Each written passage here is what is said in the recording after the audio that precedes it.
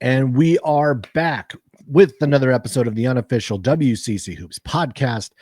We are continuing our season previews. I'm Zach Farmer along with Thomas Dunn, and we are going to be getting to the big dogs, the literal dogs in this conference, the Gonzaga Bulldogs, and then also the Pacific Tigers. So we will have dogs and cats in this episode.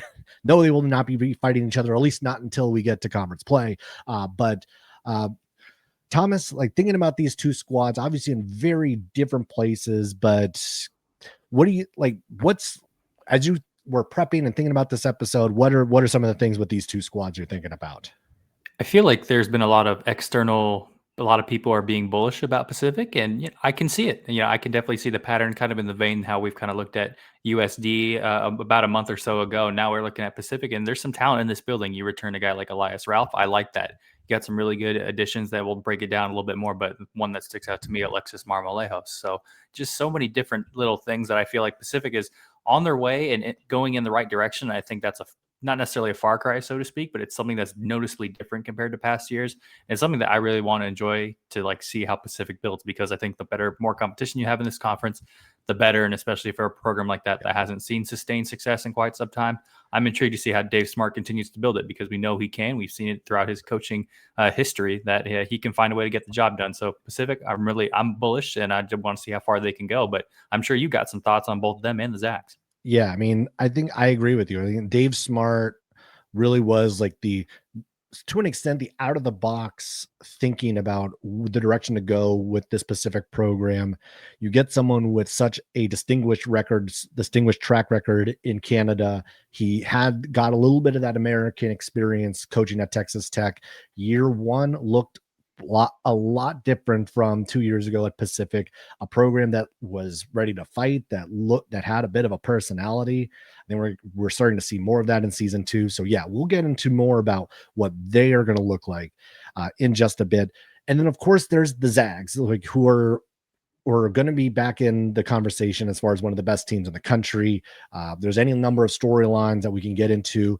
Andy Patton from Locked On Zags will be joining us to go over the Zags and where we think the Bulldogs are looking toward what they're going to be, and just any number of potential X factors that this team has, because it feels like outside of the Gray Mike, Braden Huff, there's a ton that you could talk about with this squad. Now, before we get any further, there was also the release of the final dates for WCC play, in addition to also the ESPN schedule, or the national television schedule, I should say. Both CBS Sports and ESPN released theirs, and of course, there are a number of WCC games throughout conference play that are going to be featured on one of those key networks. All the others that are not either on CBS Network or on one of the ESPN family of networks will be on ESPN Plus. As I was kind of starting to scan through, there are obviously some big matchups. You can obviously always point to Gonzaga and St. Mary's on that front. But the one thing I do like seeing, looking at some of this, is that we finally do get a little bit of, I see a San Francisco St. Mary's matchup on a Saturday for the first time in a while. And I'm excited by that one, because that's one that has been stuck on a Thursday or a midweek game. And honestly, I like having those, especially those rivalry games, the Bay Area rivalry games on a weekend. And like we got to see we've seen with Santa Clara and St. Mary's over the last few years. So I'm going to get on my personal soapbox to start, because why not? I'm just glad that Santa Clara at USF, and the key distinction being that, for my money, that's the best environment aside from the Gonzaga home game that Santa Clara has. And that's a weird thing to say when it's a road game, but for those of you who have been to Santa Clara at USF, that is a game where they absolutely hate each other, both the teams and the crowd alike. And that's the best version of the USF bounce house that I've kind of seen in quite some time, also aside from when Gonzaga has visited the Hilltop in the past. So I'm glad that that's actually off of the ESPN Plus doldrums, going to be on CBS Sports Network. So, I mean, it makes sense. That's literally one of the WCC's best environments, and especially from teams that are not Gonzaga, not St. Mary's. So when I look at that, I'm like, Finally, it's been, I think it was 2 straight years on ESPN, locked behind ESPN Plus. Wasn't a fan of that at all. Another intriguing thing that I noticed is I noticed in like the comments on the WCC was posting it that there were some teams that felt some type of way that they weren't represented. Notably, I saw some USD, fighting on behalf of USD, and I get it, I understand it. I do think part of the idea is there has to be some sort of proof of concept. Now, I do say that, but then again, now I'm seeing a wildly old Pacific made its way into the national TV slate with I believe let me make sure I read this right. USF, yes, USF at Pacific at the end of this regular season. So, Actually, twice. They're hosting two of them. They also have St. Mary's. oh, excuse me for The apologies Pacific to Tigers Stockton. All right, the the Pacific disrespect, Tigers are pulling some weight here. yeah, the disrespect that I just put on their plate by shortchanging them a national TV game. But just in general, like that theme, I like the fact, and I appreciate the fact that there are more teams that are going to be on the national TV slate for the WCC. And I understand where USD is coming from and saying, why not pick us for a game? But I do think in general, if I were in the TV executive position, I'd say, show me a little bit of something. And maybe USD's arguing Pacific hasn't shown that little bit of something yet. But it's just something to note, and kind of the balance and different perspectives that we're kind of seeing, and how this distribution went out for teams that maybe haven't necessarily been premier players in terms of national TV games in recent years. Yeah, and even looking at that, Seattle U, the newcomer to the WCC, Right. also has one of those national TV games. That will be, I think I just saw it. It's going to be on CBS Sports Network. So seeing Seattle also with one of those games is going to be big. They are going to be hosting St. Mary's in that one, and I'm scanning real quick to see where that game is, because I want to see if that's going to be at the Red Hawk Center, or if that's going to be moving over to uh, Climate Pledge Arena. And it looks like indeed that game on Wednesday, February 18th, which will be on CBS Sports, that will be at Climate Pledge Arena. Ooh. So they will be hosting the Gales at the home of the Seattle Storm and the Seattle Kraken. Okay. Right there in Queen Anne. So that's going to be an exciting one too. Now I almost like really have to go to that game. Yeah, Zach, I was actually about to put you on the spot. Are you is that the tipping point that you're now going to actually go to the Climate Pledge Arena and go watch that game? I mean, there was probably a real good chance I was going to make it up to Seattle for that one, no matter what anyway. But now seeing that it is going to be moving over to Climate Pledge, like, oh, this has got to be a no doubter to make it up to the Pacific Northwest for that contest. Seattle's a great city. I have every time I'm there, I just love the time I'm able to spend there. And now being able to see that St. Mary's is going to be, obviously Seattle being in the conference, and getting to see St. Mary's play at Climate Pledge is going to be awesome. But as we're starting to kind of like get into this, we're starting to look at these schedules, everything else. We are going to focus on the Zags first. And this is the team that we're starting to look at and think about what this Gonzaga team is going to do and where we think they're going to finish. The KenPom rankings came out. They're 8th in KenPom. We've seen the new AP poll came out. They're at 21. This is a Gonzaga team that brings back a lot of good pieces, a lot of interesting pieces, and then one piece we're still not even sure if he's going to be eligible, and we're less than a month away from the start of the season. Yep.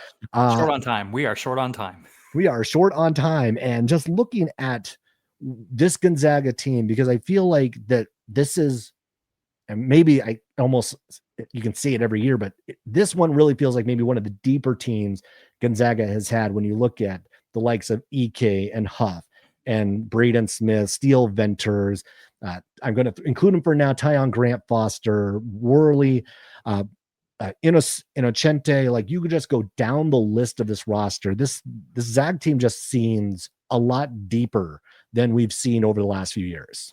Yeah, like you mentioned in parts, and I think the way I'm going to dissect it is you mentioned a lot of good players. So who's going to join Graham Ike amongst the likes of being elite players on this Gonzaga team? I think that's the main question I really have with this Zag team this year is there's ample opportunity for guys to step up. There are so many different roles that need to be filled in so many different ways in which a Gonzaga team operates on a year-to-year basis, where they don't necessarily know who's going to be that guy, so to speak. And so we talk about, for example, Braden Smith going to try and, you can't be Ryan Nembhard, but you can try and be the engine that that keeps things going for the Gonzaga offense.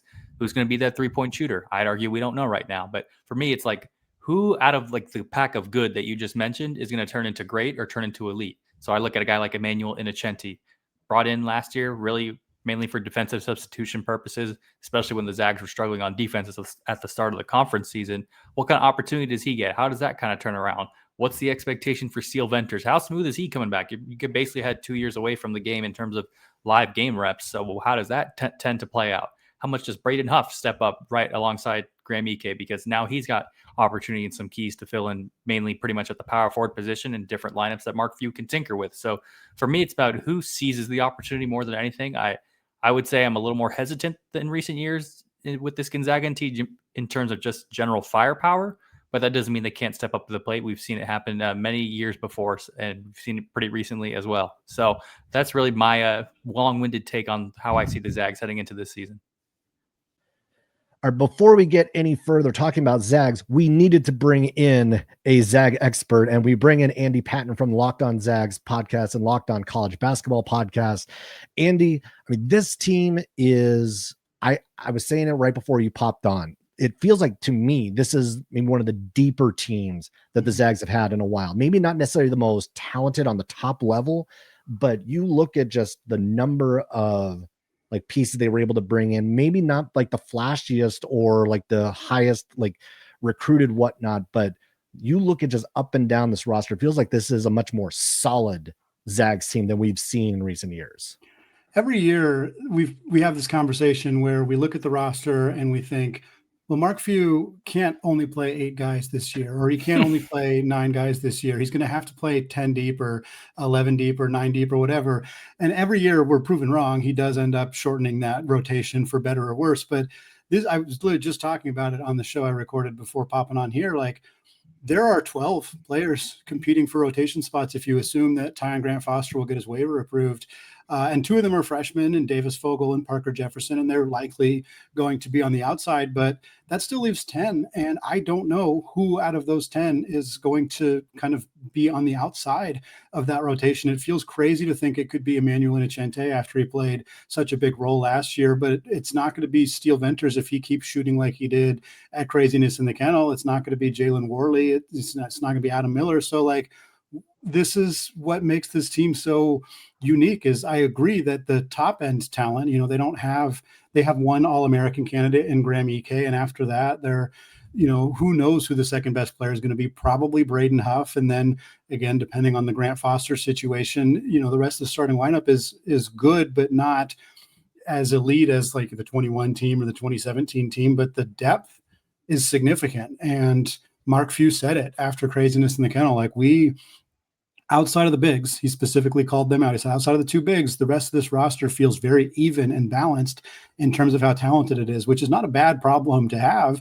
It's just going to be a lot of puzzle pieces to figure out where do players fit, what this lineup might have better floor spacing, but it's weaker defensively. This lineup might have more versatility, but you don't have as much shooting. Like, there's a lot of kind of ins and outs that make this roster very fascinating to me. And there's also not a whole lot of time for the Zags to figure it out, because 2 of their toughest games are their second and third game of the season. So we talked about time, and you just mentioned it right there that there's not a lot to figure out, not a lot of time to figure out whether Tyon Grant Foster is actually going to be on the roster or not. But from the way I look at it from an outsider's perspective, outside of like what you mentioned with Graham Ike, there's a whole lot of good on this roster.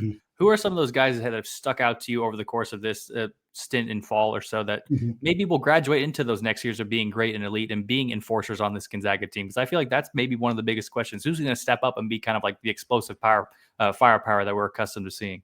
Yeah, I think that's a really interesting question about this team, because they're really front court dominant. I mean, that's not unusual. Their best teams have historically dominated with scorers down on the block, but this team, they don't really have a go-to scorer that's not one of the front court players. And that's what makes this Grant Foster situation particularly compelling, is because that is the role that he fills. He is somebody who you can put the ball in his hands and tell him to go get a bucket, and he can do it.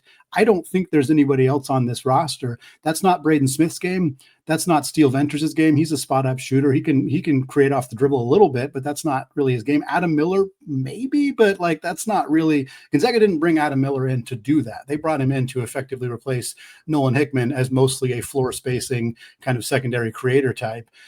Jalen Worley's not an offensive player, very good defender, but that's not really his role either. So that is where there is a bit of a question mark. I think this is where you could potentially see, like, I think the best case scenario for Gonzaga is that Mario Saint-Superi is that guy, the incoming freshman from Spain, 6'3" guard, played extremely well in the Eurobasket this summer, but he hasn't spent a lot of time on campus. And I think he's more likely to play off the ball more than on the ball this year, just because he doesn't have those reps kind of playing this offense with as a primary ball handler. So I think you'll see him play off the ball more. And I think he's somebody who could be more of a creator, more of a scorer, more of a kind of a player who really steps up and bends the defense in a way that a lot of these guys probably aren't going to do. But I agree that the team is filled with a lot of guys who are really good high-end role players, and there's just not a lot of star power.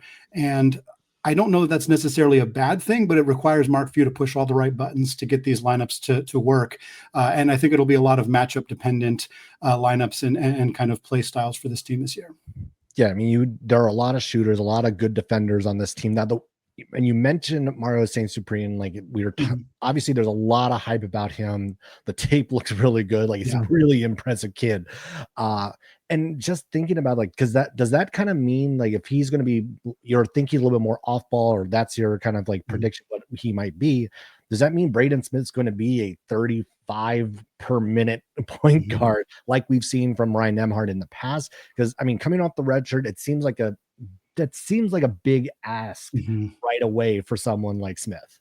Yeah, I think probably not. I mean, Ryan Nembhard was able to play 35 minutes a game because he was one of the best point guards in college basketball. And even so, Ryan, that was not always a good thing. There were many games you can point to, very obvious tape, where Nembhard is just absolutely gassed at the end of the game. And it may have cost them the UConn game. It may have cost them the UCLA game in particular last year, where he was asked to take shots and make plays, at the very end of those games. And he was just worn out.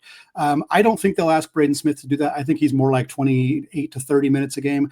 I think that Mario will spend some time at the one, backing him up, but I also think there's a chance that Jalen Worley ends up kind of playing a sort of point guard role. He was a facilitator at Florida State in the 3 years that he was there, and he's not a traditional point guard, but he's talked about in the offseason kind of learning the pick and roll and kind of being able to play that role for Gonzaga. And I think he's more than capable of being a kind of in a pinch backup point guard. I don't think you rely on him in that role a ton, but I think he can do it. And so I think those are kind of the three. And I do think for Gonzaga, the plan was that Mario would be ready to play solid 10 to 12 minutes per game purely at point guard. And I think they may back off that a little bit and have him be like, maybe he plays 5 minutes a game at point guard and 10 minutes a game off the ball. And maybe Warley plays 5-ish minutes per game at point guard. I think Adam Miller could probably do it in a pinch too. But I think Mark Few learned that maybe playing a point guard 35 minutes a game is not always the right solution. And while Smith is a good player, he's not Ryan Nembhard, and he shouldn't be expected to be Ryan Nembhard. That sets up him and this team for disappointment, because I mean, Ryan Nembhard has the 5th most assists in a single season in the history of college basketball. It's pretty unfair to expect somebody else to be able to pick up that mantle right away. So I'm intrigued by what they're going to do with those backup point guard minutes. You're telling me that doesn't grow on trees, Andy? I mean, Gonzaga's guard play has been pretty darn good, but yeah, not quite that level. Yeah, so you mentioned it already, kind of like a bunch of options that Mark Few kind of really has at especially the small forward position, and we kind of see how that kind of carves out its own path compared to how Huff and Ike are going to line up at power forward and center. How do you kind of foresee that taking place? And at least from my perspective, I feel like someone with ample opportunity is Emmanuel Inocente, but he may get squeezed out, as you mentioned, and kind of how you see it, because it feels like last year he was the guy who was the de facto. He did what coach asked of him, tried to be the defensive pest when the defense was struggling, got some time and really trying to spot up 3-point game. How do you kind of see his role morphing and kind of maybe what he needs to do to really break into the rotation for good? I mean, even think you kind of need the Ben Gregg replacement, don't you? And just doing all the dirty work. Yeah. Well, I think with Emmanuel, you touched on it perfectly. He did that dirty work, and he did what Mark Few asked him to do. Coach Few rewards players like that. There's a reason Emmanuel stepped into a starting lineup last year. It was partly to send a message to the other starters like, hey, your spot is not guaranteed. And, if we need to replace you, we will replace you. And Emmanuel, he did it. He did what was asked of him to do. And I think what's so nice about him is he's not a super productive offensive player, but he also doesn't hurt you offensively too. And there's such a big difference between, oh, I'm not a good offensive player, but I go 0 for 7 every game versus, oh, I'm not scoring any points, but I'm 0 for 1 with 2 assists and no turnovers. It's like there's a big difference between those two things. And the way that the players and coaches described Emmanuel last year was ball mover, because it's a continuous motion offense. Like Emmanuel's role was basically just keep things going. Go set the screen away, go, get the ball, set it back up at the top of the key. If you're wide open, take a shot, crash the offensive glass. And he does all of those things. The reason I'm unsure about his role is that I think a lot of what Emmanuel is very good at are things that Jalen Worley is also very good at. And they feel, I don't want to say redundant necessarily, but a tad redundant in the sense that neither of them are very good offensive players. I think it's difficult to play them at the same time. That lineup would stop everybody. If you have those two guys at the 2 and the 3, like your defense is going to be great, but your floor spacing is a nightmare with both those guys on the floor at the same time. And so I think that they're going to have, this is also part of the reason that Dusty Stromer got out the door as soon as he possibly could, is because he's also a similar player, and they just were not going to have room for all of those guys. I think Emmanuel will play. I don't see how he doesn't play, because he did everything that was asked of him, and Coach Few has always rewarded those players. I think it could mean that Worley spends some more time at the 4 or at the 1. I think it does. Obviously, Grant Foster's status is a huge hinge here. If he's not eligible, Steel Venters plays a lot more at the 3. That clears up some room for Innocente and Worley to play more as well. But Innocente is a guy who was so valuable last year that it's impossible for me to see Mark Few not rewarding him unless he really struggles, which, again, you kind of know what you're going to get from him. It's not like he's going to get worse defensively. So I think he's going to be somebody who's on the floor. I mean, think about like other guys who had some really good moments last year and may also get squeezed out just because of the way the roster is constructed currently, is Ismaila Diane. Like, I keep thinking about, like, because the moments we saw from him last year when they needed an extra big, like you could see the flashes of the immense talent that he has. But with EK and Huff likely obviously eating up the chunk of those minutes, and if one of them's off the floor, the other one's probably sliding into at the 5. How much of an opportunity is Diane going to have in this rotation with those two still being there? And maybe it's, well, these two do have a tendency to get into foul trouble, so maybe that's how he gets into the game.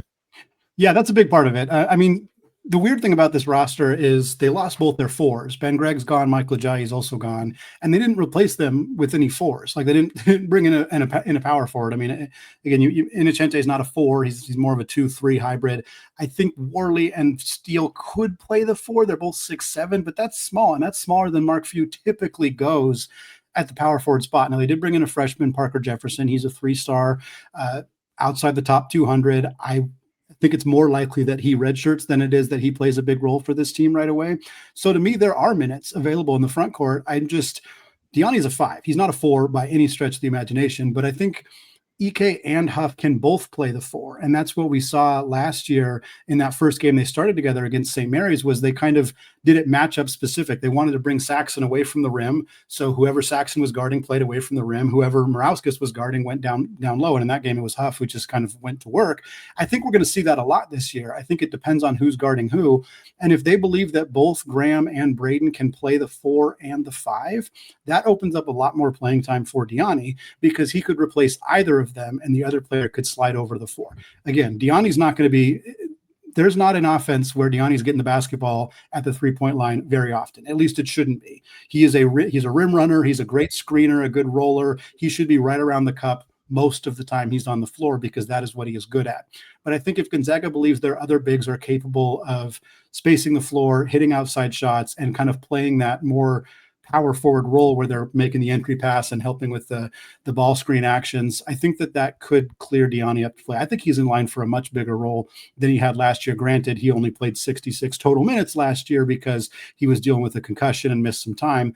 So it's not a shock to think he's going to play more, but I wouldn't be surprised to see a much bigger role. And like you alluded to, Zach, he's basically the reason that they didn't get swept by Santa Clara last year, because in that second game, he came in and completely changed the game. And Herb Sendek afterwards was like, we didn't know what to do. Like he completely changed our strategy, and our ability to score at the rim was just gone. And I think he's a player you're going to see take a pretty significant sophomore leap. Yeah, I mean, you talk about those 66 total minutes. I think anybody who watched those 66 total minutes, and the majority of those were very productive. And I understand, like, in the early parts, that's sometimes it's garbage time and a bunch of fouls. But you mentioned that Santa Clara game; it kind of built on itself against USF at Chase right after. I kind of want to pick your brain about that, like, power forward center rotation a little bit more. It feels like I guess, how much Braden Huff gets unleashed will kind of almost determine the ceiling, so to speak, for this team, because you've seen it in spurts alongside Graham Ike. We know what Graham Ike brings to the table, and we saw the good spurts against St. Mary's when Huff was slid into the starting lineup. What kind of have you been looking for over this offseason to say, where does Braden Huff need to improve on, or to get Gonzaga where they want to go? Yeah, Huff is a bad rebounder. Like, that is honestly, that's the politest way to describe it. He is not a good rebounder. He has never been a good rebounder. And I think starting alongside Ike will help, in the sense that Ike is a very, very good rebounder. But if they want to do what they did a little bit last year, like we mentioned in that St. Mary's game, where they kind of flipped them, and if Graham has a very good rim protecting center on him, like Saxon last year, or like Wessels this year, you play him away from the rim, you pull that big away, and you let Braden go to work down low. I think you're going to see that more this year, not just against St. Mary's, but against teams similar to that. But the problem is, if Braden is unable to rebound down there, he's not unable to get to second chance opportunities, or if he's defending bigs down low and getting rebounded over, that's going to be a problem. And again, I think last year his rebounding rate was about half of what Graham Ike's was. It was lower than Ajayi's. It was lower than Greg's. He was the worst rebounder out of the big man rotation. Granted, Ajayi, that was kind of his greatest skill set, and Ben was a good rebounder too, but he needs to improve there. He also has, and it kind of goes back to the same concern, is the physicality. He's not a great rebounder. He also has not developed the skill set of drawing contact and getting to the free throw line. Graham is exceptional at this. I mean, Graham had a game last year where he made 17 free throws. It was against San Diego, but still, he has proven the ability to draw contact, get to the line. He also shot like 80% from the free throw line. It's exceptional skill. Braden doesn't have that skill. He shot much better from the line last year, but his volume of attempts is very low. I think those are the things I would love to see him improve the most, especially if he's going to be playing a much bigger role. And again, he averaged 11 points a game last year in 17 minutes. Like, his efficiency and his usage rate is sky high. And I don't really think that's going to change, but I think he's going to need to be able to get his points the freeway at the line, and get some more rebounds. And defensively, I mean, both Graham and Braden are not good defensive players. That is probably the biggest, on a team full of question marks, that's the biggest concern for me, because I don't really see a way that fixes itself. Like, I can see the 3-point shooting getting better with Miller and Venters. I can see, the point guard play getting better with Mario. Like, I can't really see, the only way I can see the front court defense getting better is if Diani can play 20 minutes a game or 25 minutes a game. And I'm not sure that he can do that. And so I think that's the biggest question mark. Neither of these guys are going to protect the rim. Neither of these guys are great at hedging screens. So that's something that hopefully they've been working on over the offseason, because if not, it's going to be a challenge for them. So I think that kind of leads into the idea of, like, that's almost like a kind of a two-tiered, or maybe there's like a kind of a two-tiered question on that front, where it's like, okay, the expectations for this team, and maybe what are realistic versus pie in the sky, whatever else, of what is this team without Tyon Grant Foster, and what is this team with him? Because we know when you get to March that this is you need a dynamic guard. You need someone who can find his own shot, get his own points. And that is something that he brings to the table for this Zags squad. It's like, are we like, obviously, like, we've talked about expectations and how that's when you get to March, it's like, you do have to kind of like pump the brakes a bit because of just the wild success that the Zags have had over the last decade.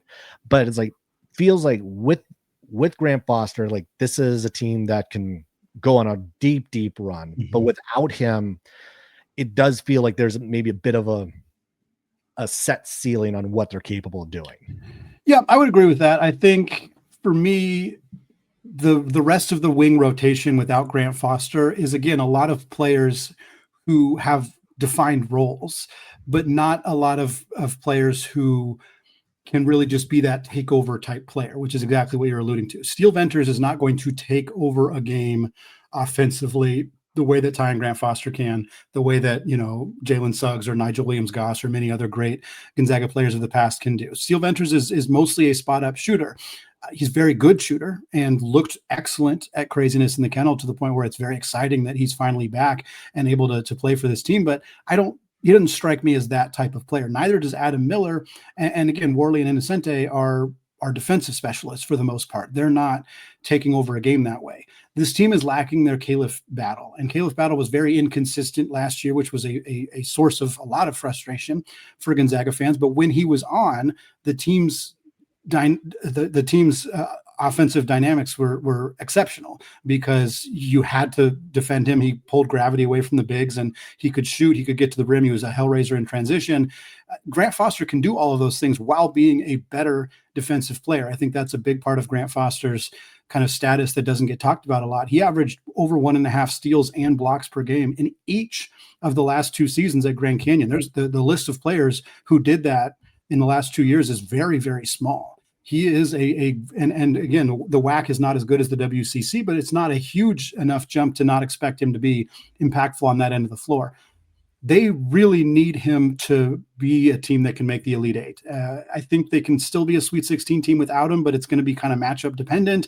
And after that, it's hard to project this team going a lot farther than that, unless over the course of this season, there's this gargantuan leap from Mario Saint-Superi. Possible, yes. Likely, hard to say. But that's what he would need to be, that guy. He would need to turn into a player who is capable of just full on taking over. And while the highlights, as you mentioned, Zach, are exceptional, and the clips that you find of him at Eurobasket and things like that are great, that's not really his game. He doesn't take over basketball games. He's, again, more of a role player who is very good at making plays when asked to, but I don't see him being that kind of ball dominant, let me take over the game type of player, to the point where I don't think Gonzaga has that player without Grant Foster. And I do think that impacts their ceiling. All right. So on your way out, I think I would be remiss if I did not talk about the schedule. Mm-hmm. Obviously the Zags have a great schedule, but I am focused on one specific game, and one game I know you're probably going to be really excited for. It's on January 17th when the Zags visit your other alma mater, Seattle U, at Climate Pledge Arena.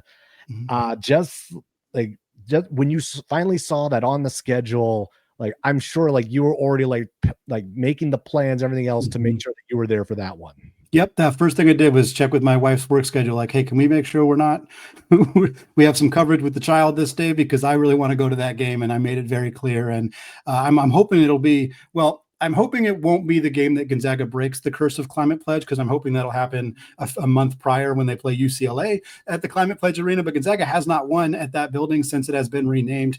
And so I have a pretty good feeling that they'll at least get one of those 2 games here. But hey, shout out to Seattle U, who came in 5th in the WCC in terms of the KenPom rankings at 116th. I'm really intrigued by Seattle U's roster. They bring in former Zag and Jun Sukyo, and I think it's by all accounts, he's going to play a pretty decent role for this team. They got a couple good returners back. And yeah, I know it's only for 1 year, but I'm very excited that my 2 alma maters are in the same conference. Seattle U belongs in the WCC. They belonged in the WCC a while ago. I know that it took some time because there wasn't a need for realignment earlier, and Seattle U, they've only been D1, back at the D1 level for a little over a decade now, or I guess closer to 2 decades. But I'm excited about this team. I think they're a team that's going to legitimately contend in this conference sooner rather than later. This year, I'd be a little surprised if they finish 5th, but not stunned. But like after that, once Gonzaga's gone, once the 2 state schools are gone, I could see Seattle U being a legitimate player with San Francisco, Santa Clara, and same areas depending on their status going forward. So I'm really happy about that. I'm glad they're playing them twice too. I think that's a good opportunity for Seattle U to get 2 games against the Zags before they bounce to the Pac-12. I like that. Close out almost close this out with some love in the brotherly love in the state of Washington. The last one I have for you before we get this show on the road here is when we had you about a few months ago, you talked about the struggles that the challenges that you foresaw with this upcoming roster. You've seen a little bit of the practices that have come out. You've seen craziness in the kennel. The season's fast approaching. How effectively, now that we're pretty much at the brink of the season, how effectively do you believe that your concerns have been addressed with this Gonzaga roster? Yeah, I think the fact that Steele looks so good is really helpful to me. That was a big concern.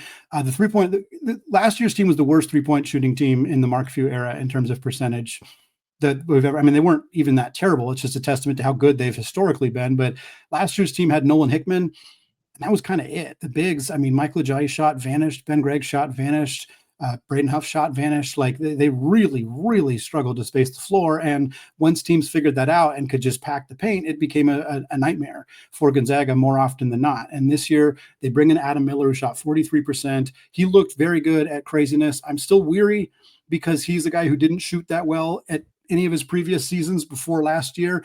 But I think that we have so often seen players come to Gonzaga and have the best 3-point shooting season of their career because there's more floor spacing, because of the gravity of the bigs. So I feel more confident in that. Steele, again, he drilled 3 threes at craziness. 2 of them were transition threes, so he was wide open. The other one was off a curl screen. It was a very smooth looking shot. So I'm a little bit less concerned about that.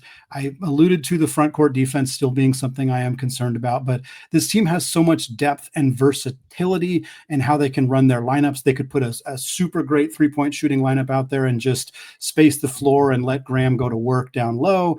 But then if they need more defense, they could bring Jalen and Emmanuel in and just lock down on the perimeter. I think they have addressed a lot of those concerns with that versatility. But I am still concerned about the star power, specifically with the Grant Foster situation, the point guard minutes, especially with Mario's kind of only having been on campus for a couple of weeks. And then again, the front court defense, I think, is just probably the most concerning thing to me, and the foul issues that those bigs have. I mean, if Graham picks up 2 fouls in the first 6 minutes of a game, which I said that will happen, there will be a game where that happens. It happens every year.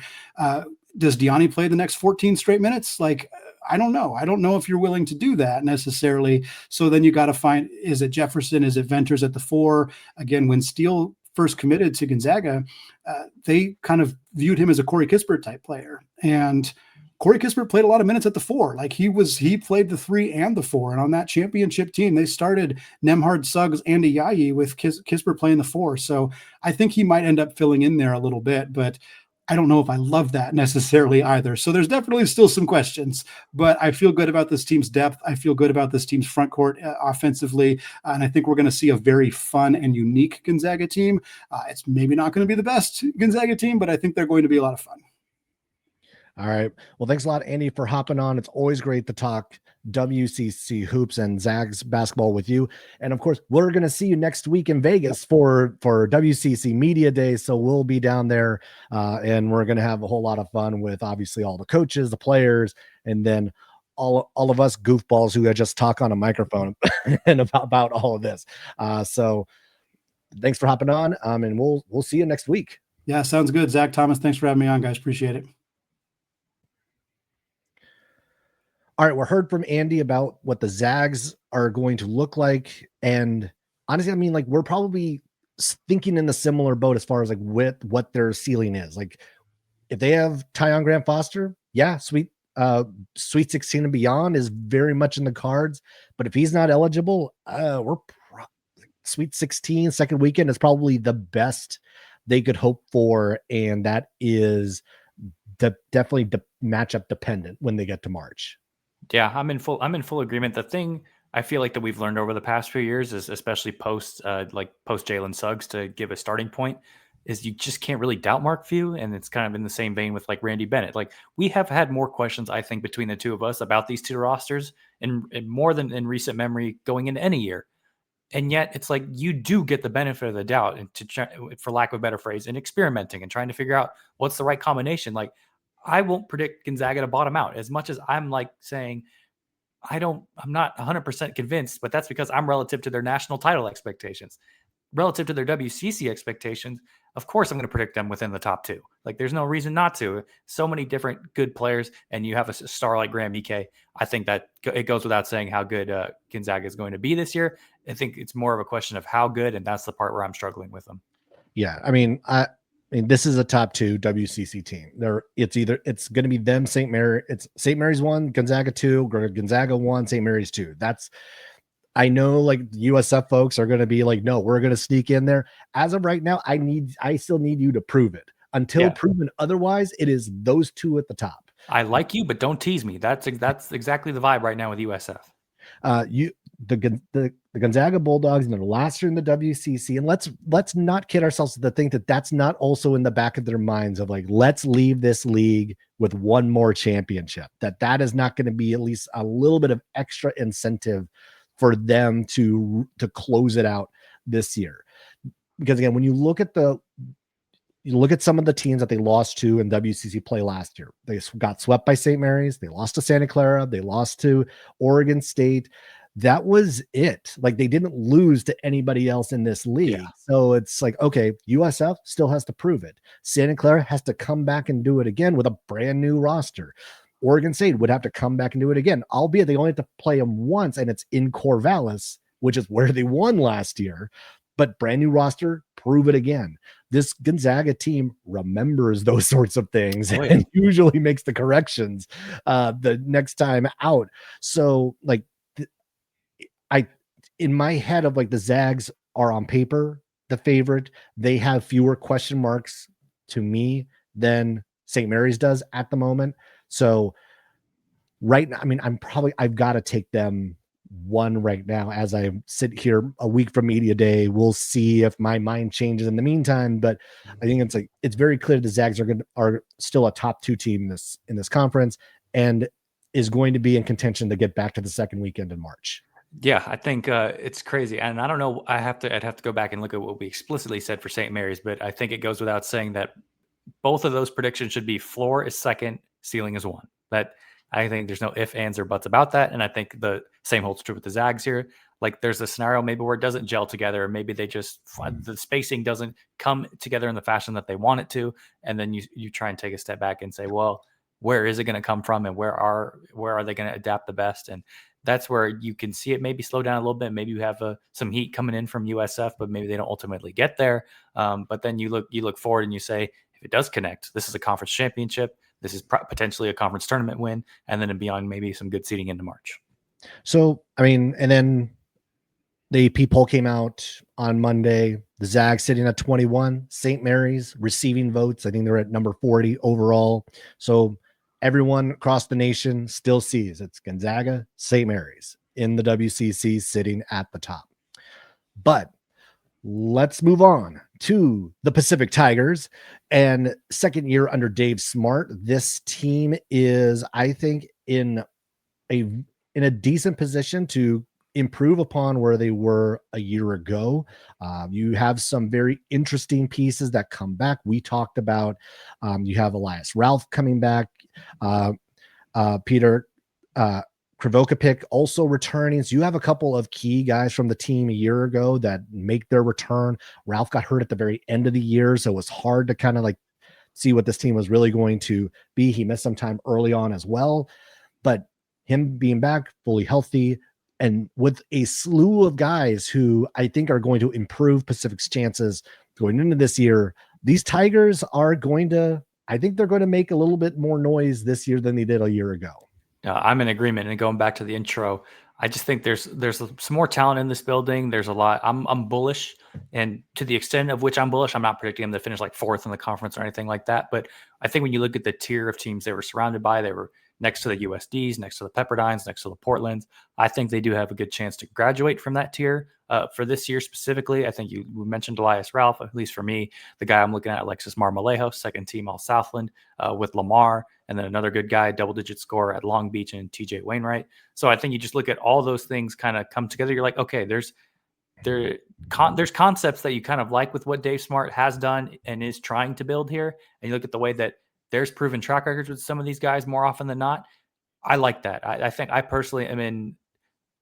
I feel like Pacific is in a good position to move up a ladder move up a rung on the ladder and try and compete into the mid pack of the WCC. Will they get there? That's the part that remains to be seen. But at least on paper, I can see the vision. And I mean, you mentioned a couple of the guys, but like there's also the Jaden Claytons coming over from Maine, another Canadian. Again, like there's usually a pretty common theme with a lot of the roster picks that Dave Smart has. So him coming over, Jayon Pitt coming over as well, coming in from Canada. He was a former 4-star recruit, 6'7", 220-pound wing. But maybe one of the biggest name, the transfer from Florida, Kajas Kublikas, Lithuanian, played 15 games over 2 seasons at Florida, so he didn't get a whole lot of run for the defending national champions. But this is a guy who was on the FIBA U20 team with Paulius Morauskas, averaged 11 points a game, 3 assists, 3 rebounds. He had the second most minutes, and he had the best plus minus on that Lithuanian U20 team. So again, like very familiar with at least one of the better players in the WCC and Morauskas. This Pacific team, I like the pieces they've been able to add. Also, one of the things I know we have to make sure we're keeping track of is size. You still do need to address the size issue. And at the very least, they went out and got a couple of big men. They got Casey Mbekwe from Washington, 6'11" senior, who also had played at Oregon State. And then also Isaac Jack coming over from Dayton, 21 games, shot 81% from the field, which is a ridiculously high number. Not too shabby. Not too shabby, but of course, volume of shots and quantity of shots is going to play a part into that. But Pacific has plenty of options on the wing, plenty of options at the guard spots. They've brought in a couple of big men. I do still think that they are going to need to specifically address rebounding. They are still going to need to play much better defense than they did. But the other thing I think that they did not do well last year, that it seems like they have brought in a few guys, and TJ Wainwright is part of the solution to this. They needed to shoot better. They needed some better outside shooters. He's one of those guys who can be that outside shooter. This is a team in Pacific that, I think we're going to see a little bit more. We're going to get some noise. We're going to see them maybe steal a couple more games. Maybe they won't both be from Washington State. They might get somebody else this time. Maybe they get one from Santa Clara. They get one from they steal one from Oregon State. They could still take both of them from Washington State. Who knows? But this is a team that now seems capable of doing more work with the bottom tier teams and picking up a few more wins. And you mentioned San Diego. Yeah, I think if you're talking about sleepers in this league, it's probably San Diego and Pacific. Those are the two that if there's a team toward the bottom that you might look to make a big move, it's one of these two. And you offered the question already off the bat of what you wanted to see improve for Pacific. And for me, it was offensive identity. What happens when the system kind of breaks down over the course of a possession? Who's going to be the go-to guy to get a bucket? Obviously, Elias Ralph, very high up in that standing. We mentioned the transfers earlier. Where does that kind of stand? Because at least for me, I noticed it more in non-conference than I did in actual conference play, because we obviously our time is spread out across so many different teams in this conference. But when they were playing, like, for example, their high-end teams against Arkansas, against Colorado, they were in the games for quite a bit. But then it's just a big 5-minute offensive rut that would just doom them. And then they were out of it for the rest of the contest. So for me, it's like, how does Pacific avoid those long offensive droughts? How do they avoid getting bogged down on offense and then more or less looking panicked? For me, those small things I think would add up to a big time improvement if they can somewhat acquiesce those concerns that I have. And for me, if they do that, I see no reason why they can't get themselves into like an 8th place in the conference. But like I said, and like we've said, it's going to be hard, going to be difficult. And there's still a lot more proving grounds for them to go, but at least we can see the vision. I'm going to make one correction of myself. Kravikovic actually is not on the roster this year. So I think I saw him initially or saw it somewhere, but I'm going to self-correct on that one. So not on the roster. So the one returner, Elias Ralph. There we go. But hey, that's a pretty good one to have coming back. But overall, I mean, this specific team, I think we're starting to kind of think about where they are going to be slotted. Like, to me, like they're going to be somewhere between this 6 to 10 slot. Feels like they're not quite in that middle of the pack group, but that's maybe the ceiling of them breaking through. The low end is like, well, they're going to be back down there with the Pepperdines and the Portlands and and they could still end up in the mix with those teams as well. Yeah, I definitely can see it. And I think the big thing is what happens when they face each other? Because it just feels like constant landmines. And, we talk about playing Gonzaga, St. Mary's, Santa Clara, USF. Oh, who can you upset? For me, how do you do when you're facing your peers? So when you look at last year, the whole difference between the low end of the conference standings is what happened when they played each other. And I think they'll be more the same this year in the mid tier of the pack, the LMUs, the Oregon States, the Washington States. We're trying to almost will into existence the USDs and Pacifics. What happens when they face each other, especially on the road? Can you steal a game on the road? Because I think that's more than anything what's going to make the ultimate difference in how Pacific kind of not announces itself to the conference, so to speak, but kind of says, we're no pushover. We're a team that's not only scrappy, but actually plays well-earned and we're well-oiled basketball at times. And for me, that's going to be the ultimate difference of how they kind of tend to play out in the mid-pack of this conference table, of where I think their floor is probably around ninth place or so, at least for me. And then their ceiling, maybe, I think it's pretty tight, honestly. Ninth to seventh, I think is the window for me. All right. Well, that'll wrap it up for this episode of the unofficial WCC Hoops podcast. I want to thank Andy Patton one more time for hopping on and joining us, talking some Zags basketball. Be sure to follow this. Be sure to hit the subscribe button on YouTube and on your favorite streaming service. Follow along on social media at unofficial WCC pod. You can find me at Post by Zach on social as well. Thomas at Thomas Dunn 24. We will be at WCC Media Day next week, so we will be posting the live on that. So be sure to check us out there. We'll be talking with coaches, players in our first live of the season, and it will be an exciting time from the Sin City, Las Vegas. For Thomas, I am Zach. Thanks for watching, everybody, and we will catch you later.